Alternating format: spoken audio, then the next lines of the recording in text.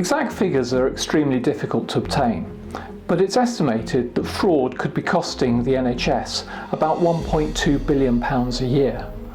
That's enough to fund 40,000 additional nurses. History tells us that during a recession, fraud tends to increase, and therefore during the current cost of living crisis, it would seem sensible for practices to review their policies on fraud prevention and financial governance. As employers, we never know exactly what's going on in the lives of individual staff.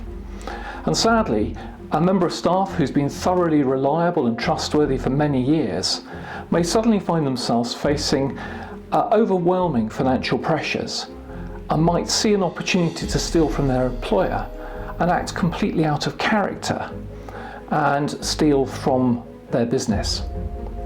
This has catastrophic consequences, possibly for the business and the individual concerned. The associated article looks at a number of the frauds that practices can be vulnerable to. In addition to practices, it's important to consider primary care networks. PCNs were formed very quickly, and when they were formed, the funds going through them was relatively low.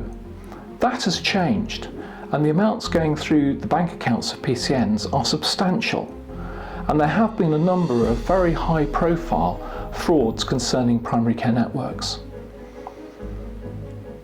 A word of caution.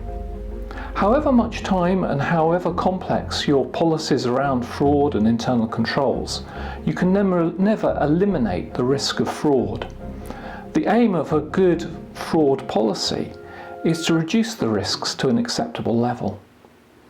If you would like to discuss any of this further, please do not hesitate to contact your local MHA healthcare team.